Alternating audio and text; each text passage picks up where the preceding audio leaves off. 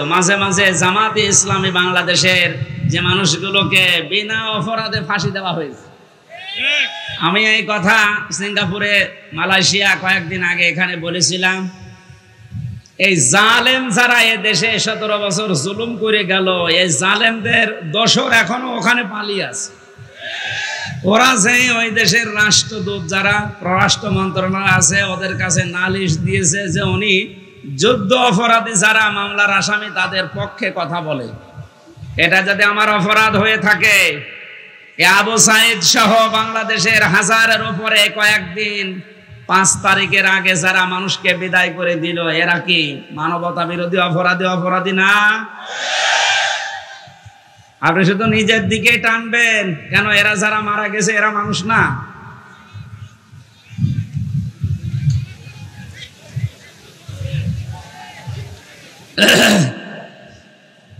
গাইবান্ধাবাসী কিয়ামতের একটা কঠিন পরিস্থিতি আল্লাহ আমাদের সামনে তুলে ধরেছেন। এরপরে আয়াতগুলো দিয়ে আরম্ভ করছেন। আল্লাহ পাক বলেন, এমন জালজালা অবস্থা আমি পয়দা করব কিয়ামতের ওই ময়দানে, বুড়ো যুবক মানুষ দৃশ্য দেখে বিদ্ধ হয়ে যাবে। ছোটাছুটি করতে থাকবে মানুষ, মেয়েদের লজ্জায় স্থান লাগবে না, সন্তান হওয়ার জন্য পেট ফেটে বের হয়ে পড়ে যাবে। বলেন নাউজুবিল্লাহ। 50 আলফা সানা মিম্মা তাউদ্দুন, মানো 1 2 3 4 করে যেভাবে গণনা করে, কিয়ামতে এক একটি দিন হবে আমাদের এই গণনা হিসাবে 50,000 বছরের মতো লম্বা। আপনি আওয়াজ কি কমাচ্ছেন নাকি? হ্যাঁ, বাইরে চলে গিয়েছে আজকে, আসলে হলো না। আপনাদের আগে ওখান থেকে মাহফিল নেওয়ার আগে আমি মাইক বলবো, আগে এভাবে হয় না। আমার এখনই গলা ব্যথা করছে ভাই। এরে এখন আপনি মেরে ফেললেও হবে? বলেন তো, ওর মায়ের 700 কত পাওয়ার, এখানে 2000 পাওয়ার লাগবে।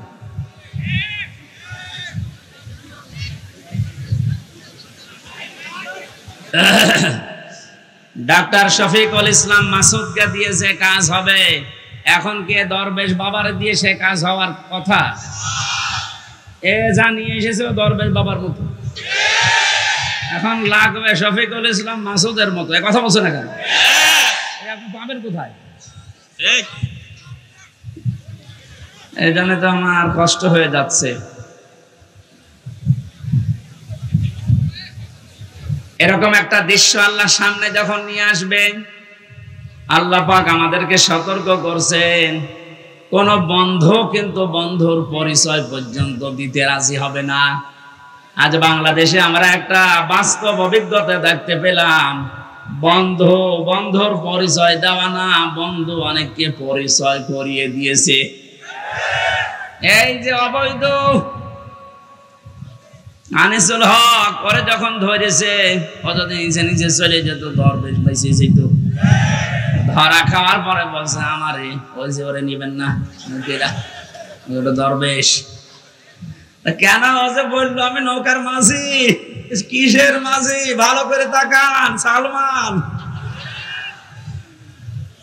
ওরা আশ্চর্য হয়ে গেছে যে মানুষ এত নিচে নামতে পারে।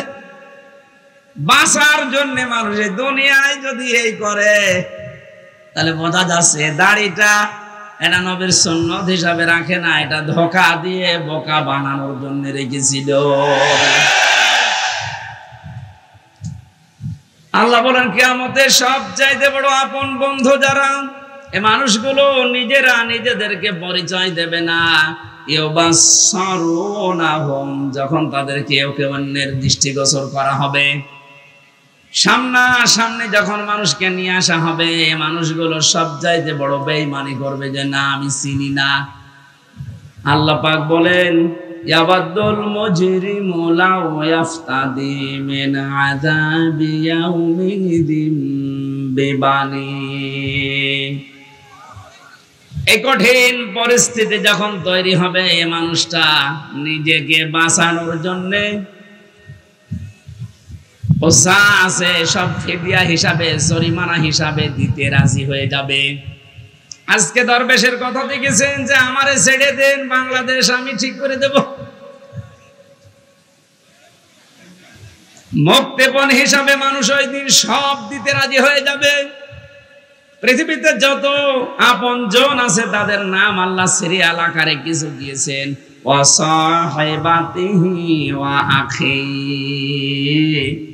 প্রথমে মানুষ তার স্ত্রী সন্তানকে বলবে, আল্লাহ তুমি এগুলো নিয়ে যাও, আমার ভাইকে তুমি নাও।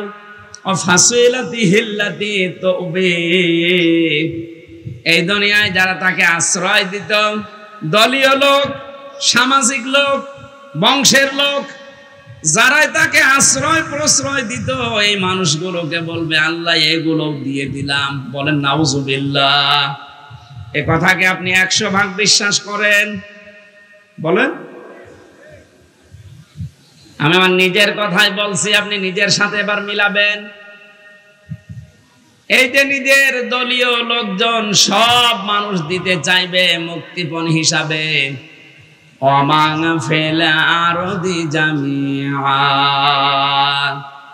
এমনকি দুনিয়ায় তার স্থাবর অস্থাবর যত সম্পদ ছিল সব আল্লাহকে বলবে আল্লাহ নিয়ে নেন।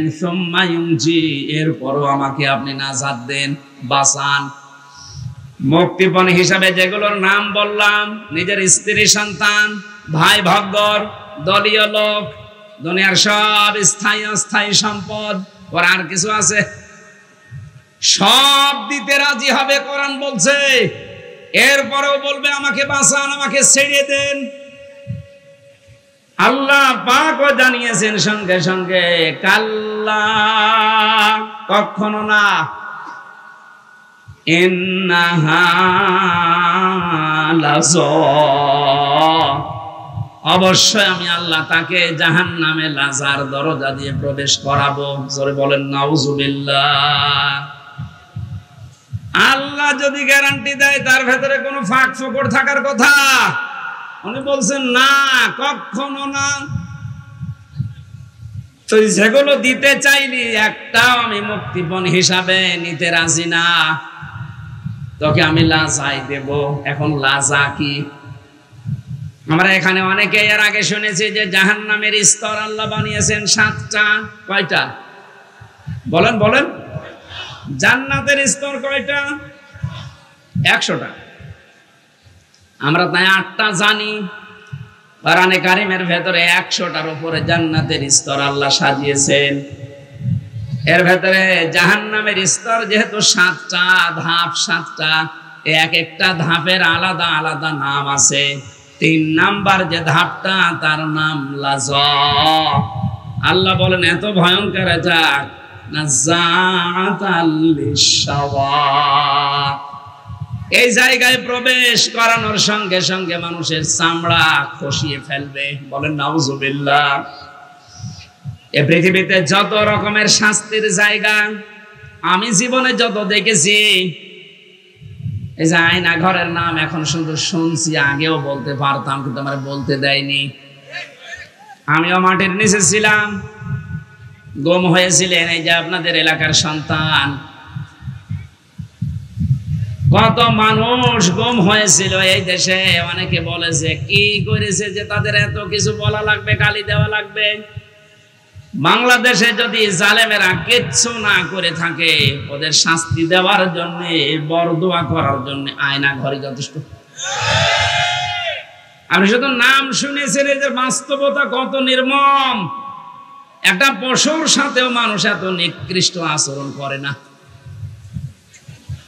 আমার সাথে যে মাওলানা ছিল মুফতি ফখরুল ইসলাম, উনি বলছিলেন আমাকে নিয়ে প্রথমে আমার এই হাঁটুর ভেতর দিয়ে হাত দিয়ে হ্যান্ডকাপ দিয়ে 24 ঘন্টা বেঁধে রাখতো একটা তারের সাথে। শুধু টয়লেট করার জন্য 1.5 থেকে 2 মিনিট সময় দিত। খাওয়া দাওয়ার জন্য কয়েক মিনিট দিয়ে 24 ঘন্টা এভাবে বাঁধা। ঘুম নেই, একটু ঘুম যদি আসে গরম দিত। ওই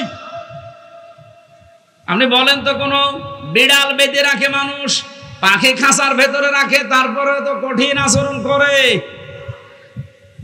এরপরেও যদি জালেমরা নিজেদের জুলুমের ফেরেশতা খুঁজে না পায় যে কি করেছি আমি, যে আমার পদত্যাগ করা লাগবে, প্রকাশ্যগুলো তো বাদই দিলাম, গোপনে যেটা এইটাও যদি এখন সামনে ভালোভাবে নিয়ে আসেন, আপনি যে জালেম ছিলেন পৃথিবীতে তামাম দুনিয়া স্বীকার করবে।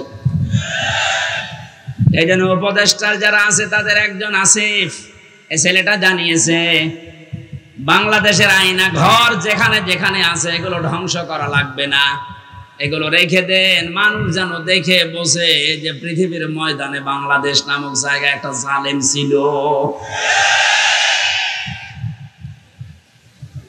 জালেমদের জন্য আপনি মায়া দেখায় অনেকে এখন বলে না কি আর করেছে, সারা দেশের 18 কোটি মানুষও যদি আপনাকে মাফ করে দেয়, আমি আমার বাস্তবতা থেকে বলছি ব্যারিস্টার আরমানের বউ আপনাকে মাফ করবে না,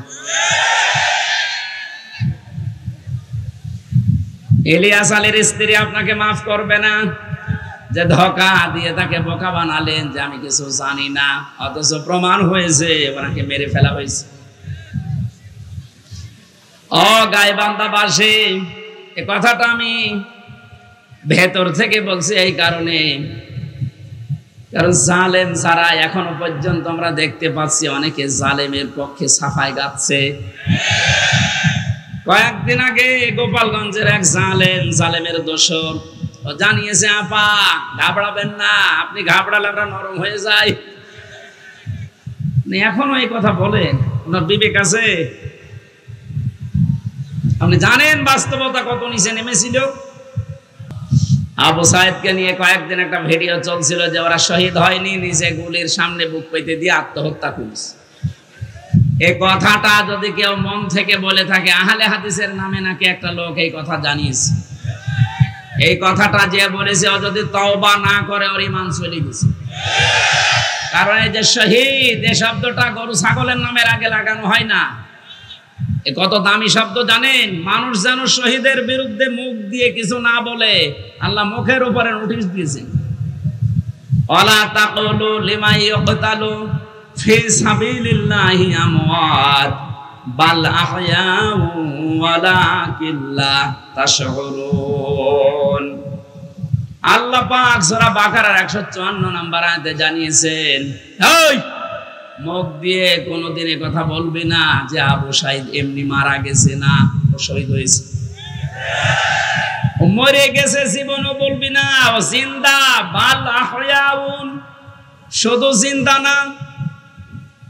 আল্লাহ পাক বলেন মানুষের মুখ দিয়ে বলার পরে যেহেতু ধারণার একটা জগৎ আছে, মনের একটা জগৎ আছে, ধারণা করতে পারে মানুষ যে মনে হয় মরে গেছে, আল্লাহ ধারণার উপরও নোটিশ দিয়েছেন, ওয়ালা তাহসাবান্নাল্লাযীনা কুতিলু ফি সাবিলিল্লাহি আমওয়াতা বাল আহয়াউন ইনদা রাব্বিহিম ইরসাকুন। আমি তো বাস্তব কথা বলছি, ভালোভাবে খেয়াল করেন, এটা সূরা আলে ইমরানের 169 নম্বর আয়াতে আছে।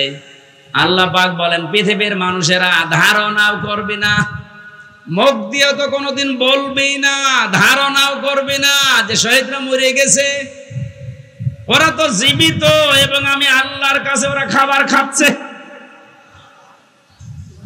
খাবার খেলে মানুষের শরীরে রক্ত গোশত তৈরি হয় না, হয় না?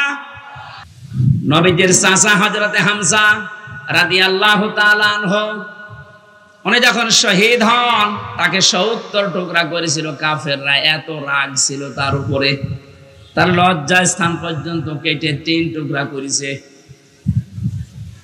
যুদ্ধ শেষ হয়ে যাওয়ার পরে নবীজি বললেন, নিয়ে আসো লাশের টুকরাগুলো, বিভিন্ন জায়গায় তারা ছড়িয়ে ছিটিয়ে দিয়েছে, সব এক জায়গায় করে আল্লাহর নবী নিজের পাগড়ি মোবারক দিয়ে ঢেকে দিলেন লাশটা, মাথা থেকে হাঁটু পর্যন্ত ঢাকা হয়েছিল, বাকি হাঁটু থেকে পা পর্যন্ত বেরিয়ে যায়।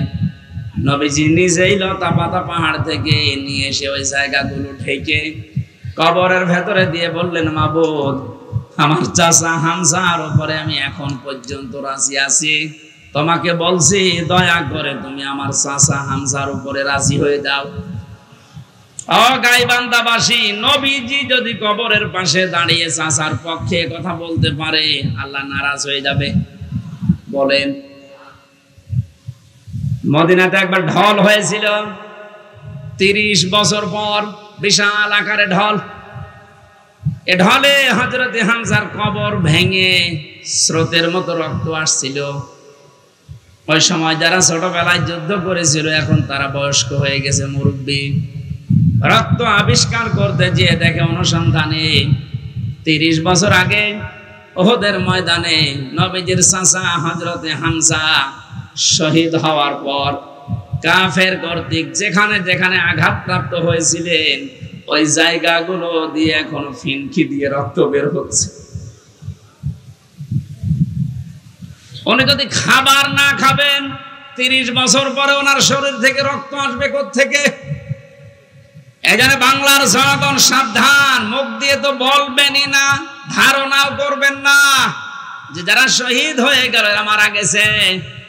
কোরআনের পাখিকে আজ অনেকে বলে মরে গেছে, না উনি মারা যায়নি, ওনাকে মেরে ফেলা হয়েছে। মুরব্বির সাথে আমি 10 মিনিট দেখা করেছিলাম 22 সালে। কি সুন্দর কথাবার্তা, কি সুন্দর হাসি। আমার তো একদিন পরে পরে আমরা সংবাদ পেতাম ওখানে, এত কঠিন অবস্থায় আমার রাখতো। যেদিন উনি মারা গেছে তার পরের দিন পেপারে দেখলাম যে উনি মারা গেছে। বাইরে এসে দেখলাম যে ভিডিওগুলো হাসপাতালে নিয়ে আসার সময়, বের করার সময় যে হাসিটা দিয়েছিল, কোন অসুস্থ মানুষের মুখ দিয়ে ওই হাসি বের হওয়ার কথা না।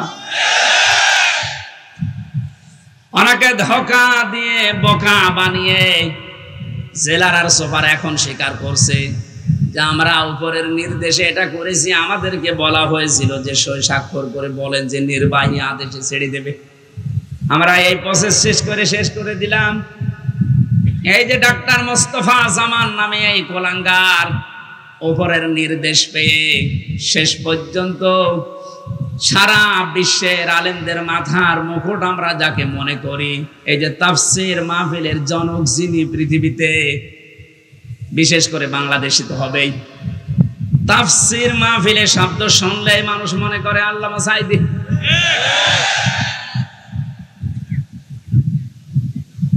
কি ছলা কলা করে ষড়যন্ত্র করে তাকে ইনজেকশনের মাধ্যমে দুনিয়া থেকে বিদায় করে মানুষকে দেখিয়েছে, বিশ্ববাসীকে জানিয়েছে উনি এমনিতে মারা গেছে।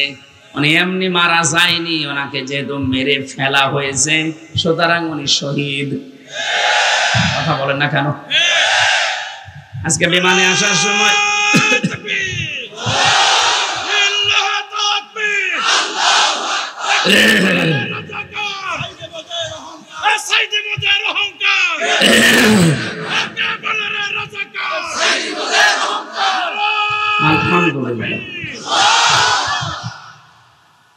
আজকে মিরপুরে নামাজ ছিল 10 নম্বরে, মিরপুর ঢাকা। নামাজ শেষ করে প্লেনে ওঠার পরে আমার পাশে যে লোকটা বসে আছে উনি আমারে বলছিল, হুজুর আমরা আপনার দলের লোক না, কিন্তু আমরা জানি আপনাদের আলেম কুলের শিরোমণি। লোকটা দেখলাম আল্লাহ রাসূল বিশ্বাস করে না, কথাবার্তা রাজা বুঝলাম। আমাকে বলছে আল্লামা সাঈদী আপনাদের কোরআনের পাখি বলে যারে জানেন, এই লোকটাকে এমনি মারা যায়নি, ওনাকে মেরে ফেলা হয়েছে।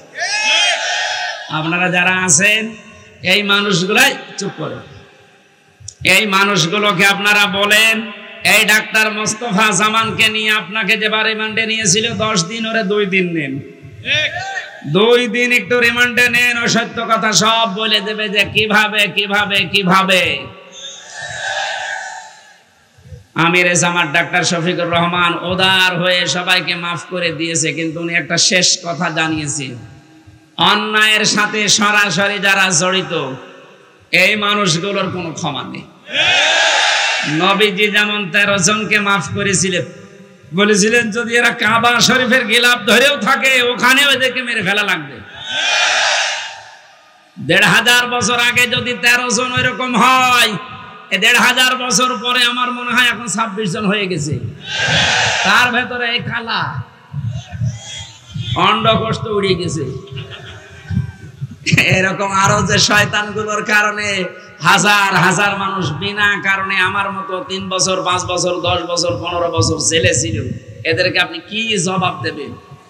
মাফ করে দিলেই সব হচ্ছে? কেউ যদি জালেমকে মাফ করে দেয় সেজন্য মুসলিমের উপরে অবিচার করে।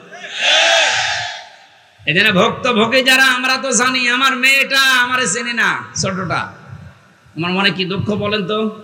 আমি যদি অপরাধ করতাম আপনি আমার অভাবে রাখতে পারতেন, কিচ্ছু জানি না। কিন্তু সুখের সংবাদ, গত পরশুদিন আমার মামলা সব ঢিসমিস হয়ে গেছে। কারণ বিচারপতি দেখার পরে বলছে কি দেখে বিচার করব, এর ভেতরে তো কোনো মাল নেই। এতদিন আমি বিচার করতাম কিন্তু আমি পারি নাই, ওপরের নির্দেশ ছিল তাই। এখন যেহেতু এড়া ঘোড়া, আজকে আমার উকিল দেখা করে বলল যে সব বাতিল করে দিয়েছে। আদালত পর্যন্ত হাসে যে একটা মামলা হলো, আর এইটার কারণে 3 বছরের জেলে রাখা লাগবে, অথচ সাজাও যদি লাগিয়ে দেয় সর্বোচ্চ 3 মাস রাখার মতো, অথচ বিনা কারণে রেখেছিল কয় বছর? 3 বছর।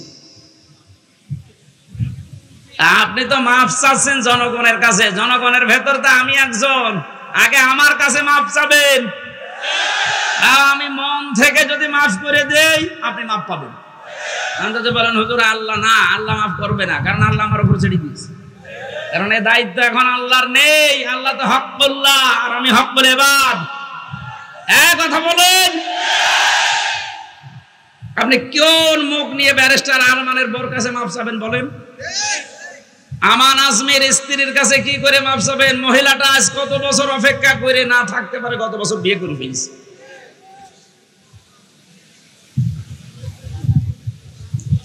শয়তান পর্যন্ত আমার মনে হয় কান্নাকাটি করেছিল, কিন্তু জালেমদের মনের ভেতরে একটু দয়া আসে না। এত বড় কঠিন হয় মানুষ, একটু জানিয়ে দিতে পারতেন আপনি গোপনেও যে আপনার স্বামী বেঁচে আছে, আপনি ধৈর্য ধরেন, বের হবে।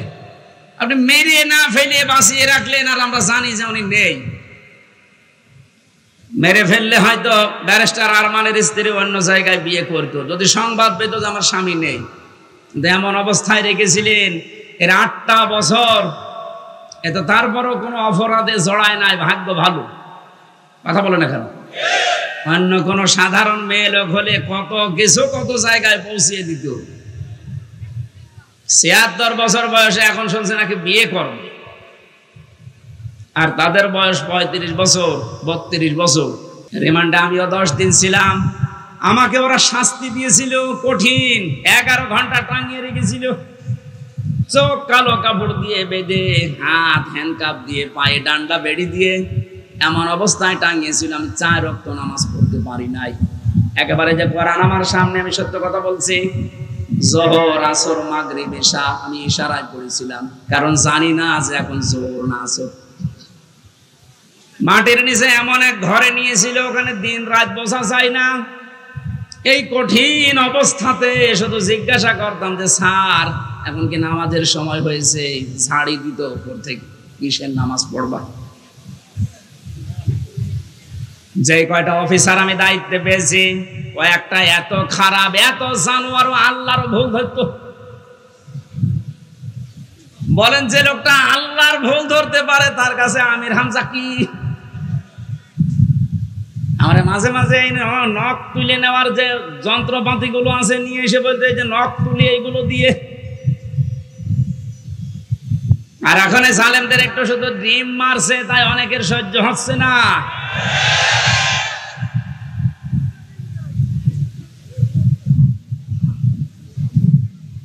এত বড় কঠিন শাস্তির ভেতরে কেউ 8 বছর 10 বছর, আমি তো কান্নার আওয়াজ শুনতাম মাঝে মাঝে 7 তলা থেকে। কারারক্ষীরা বলতো, এমনকি ওখানে প্রশাসনের যে মানুষগুলো বলতো, হুজুর এখানে অনেকেই 2 বছর 3 বছর 5 বছর আছে, কেউ জানে না। আপনি যদি বাইরে যেতে পারেন বলবেন। কিন্তু ভাগ্যের নির্মম পরিহাস, বের হওয়ার পরে এমন এমন থ্রেট দিয়েছে, যদি কোনো কথা উচ্চারণ করি আমিও গায়েব হয়ে যাব।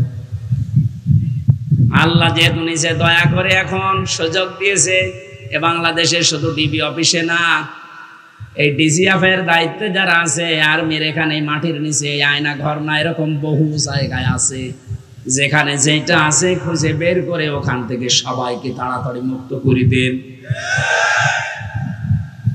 এটা মানবতার সাহিত্যের সবচাইতে বড় অপরাধ, এই আয়না ঘর, এই গুম।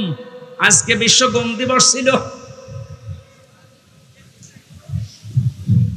বাংলার মানুষেরা এই কঠিন কঠিন শাস্তির পরও আমরা ব্যারিস্টার আরমানের দিকে তাকিয়ে দেখলাম ওনার মাথার চুল উঠে গেছে কিন্তু চামড়া ওঠে নাই। আর আল্লাহ বলেন নাযাআতাল লিশাওয়া, এই লাজা দিয়ে প্রবেশ করার সঙ্গে সঙ্গে মানুষের আগে চামড়া উঠে যাবে। এখন আপনি টের পাচ্ছেন তো কঠিন কত বড় ভয়ঙ্কর জায়গা।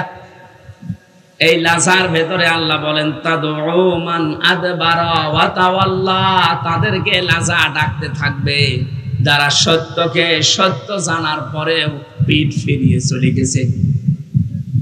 এই দেশে 8:30 থেকে 9:30 থেকে আরম্ভ করেছি, এখন 10:30 বাজতেছে। একটা ঘন্টায় যত কথা বললাম, একটা কথা কোরআনের বাইরে হাদিসের বাইরে মন মতো বলেছি। এখন উদাহরণ যদি দিয়েছি কোরআনের সাথে মিলিয়ে দিয়েছি। এই সত্য পথের দিকে আপনাকে আমি আহ্বান জানাচ্ছি। আমরা এক জালেম থেকে মুক্ত হয়ে পৃথিবীর আর কোন জালেমের হাতে ধরা দিতে চাই না। আমরা এখন কোরআনে কারিমের বাস্তব অভিজ্ঞতা দেখতে চাই। কারণ এই দেশটা 53 বছর স্বাধীন হয়েছে, বাবা চালিয়েছে অনেক দিন, আমরা দেখলাম। আমি দেখি নাই, মুরব্বী দেখেছি। স্বামী চালিয়েছিল, আমি দেখি নাই, কারণ আমার 92 সালে জন্ম। মুরব্বীরা দেখেছে। চাচা চালিয়েছিল, আমি দেখেছি না, কানে জানি না, শুনেছি। কথা বলছে না।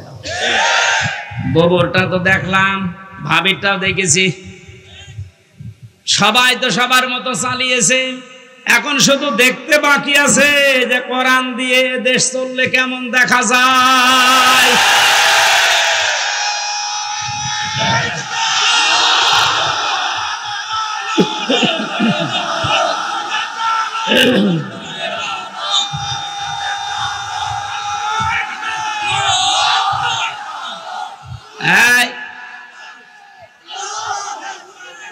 আজকে কে যেন ফতোয়া দিয়েছে যে নারায়েত তাকবীর এই শব্দটা বলা শিরক। কারণ নারায়েত মানে নারুন থেকে এসেছে, এটা পাগল।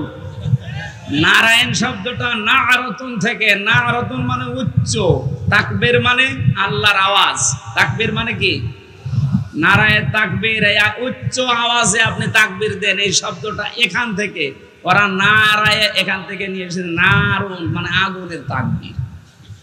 এটা আমাদের কলবের, অন্তরের এবং আত্মার সাথে মিশে থাকা একটা তাকবীর।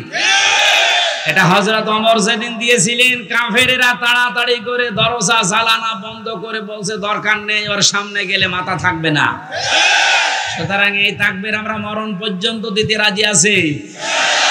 এই শব্দটা শুনে যারা মৌলবাদ বলে অনেকে আওয়াজ তুলেছিল, আপনি আল্লাহু আকবারের শব্দের যদি মৌলবাদ বলে উল্টাপাল্টা ফতোয়া দেন, আপনার জানাজা পড়া কবরে দেওয়া জায়েজ নেই। কারণ আপনি এমনিতেও জাহান্নামে যাবেন, অমনিও জাহান্নামে। তাহলে সত্য পথের দিকে ডাকার পরে আমরা চাই চর্ম চোখে দেখতে যে কোরআন দিয়ে চললে কেমন দেখা যায়। যেহেতু আল্লাহর সাহায্য এবং বিজয় আমরা কিছু দেখতে পেয়েছি। অনেকে এখানে এসেছে, এশার নামাজে হয়তো পড়তেও পারেন, ইযা জাআ নাসরুল্লাহি ওয়াল ফাত। হে নবী, যখন আল্লাহর সাহায্য আপনি আসবে তখন বিজয় দেখতে পাবেন। বিজয়ের ভেতরে যতগুলো কাজ আছে তার অন্যতম একটা কাজ হচ্ছে ওয়ারাআইতান নাসা ইয়াদখুলুনা ফি দীনিল্লাহি আফওয়াজা। সত্যই যদি আল্লাহর সাহায্য এসে যায় তখন আপনি বিজয় পাবেন।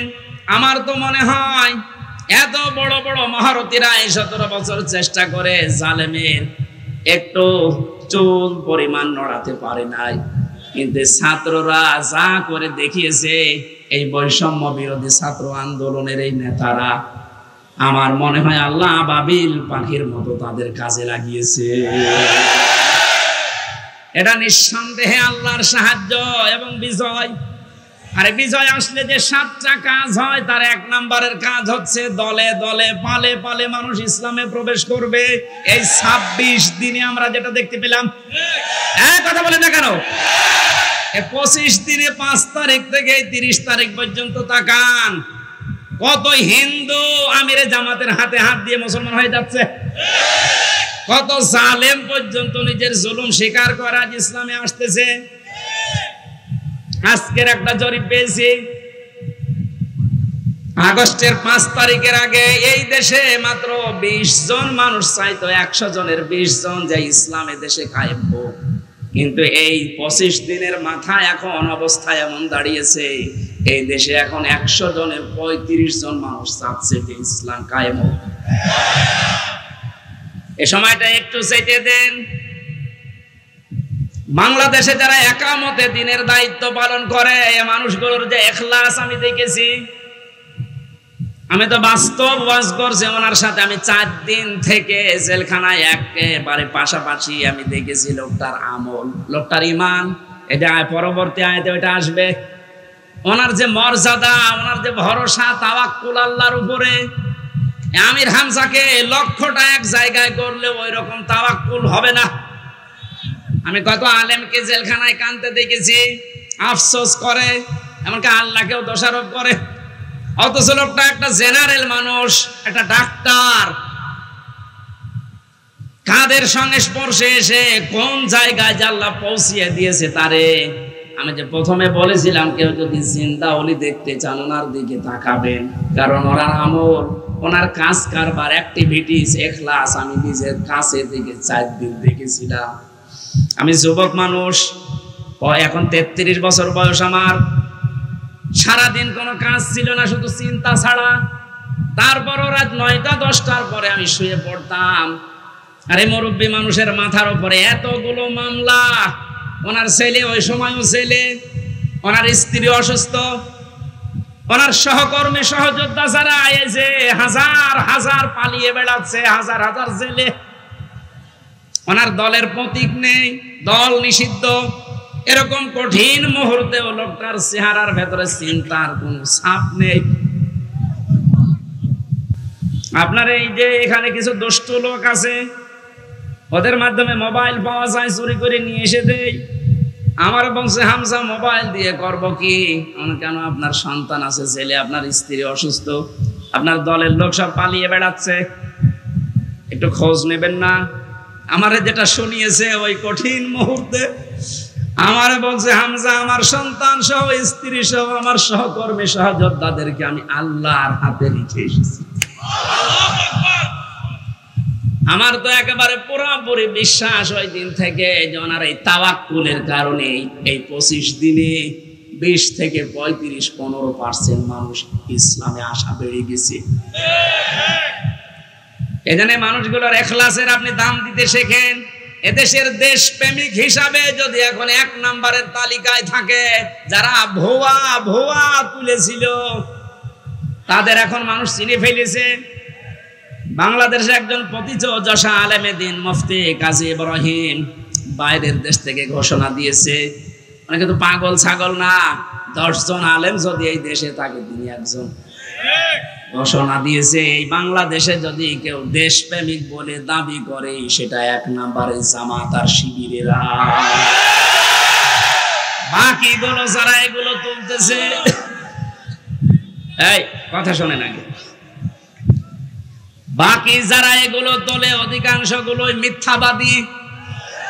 দেশপ্রেমের ধোঁয়া তুলছে যে আমি দেশপ্রেমিক, অথচ শরীরের ভেতরে দেশপ্রেমের কোনো চিহ্ন নেই। পায়ে যে জুতা দিয়ে আছে বিদেশি জুতা, গায়ে যে শার্ট দিয়েছে বিদেশি শার্ট।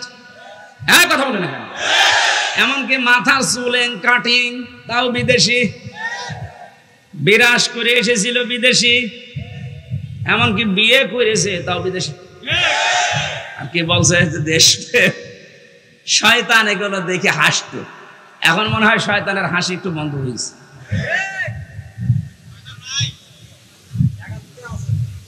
এখানে সত্য পথে আহ্বান করলে আপনার অন্তত কিছু না থাকলেও কিন্তু বিবেক আছে। বিবেক থাকার পরও যদি কেউ উল্টা দিকে চলে যান, সে যে দলের লোক হন, আপনাকে আল্লাহ লাজাই দেবে। লাজাই গেলে প্রথমে চামড়া খসে যাবে।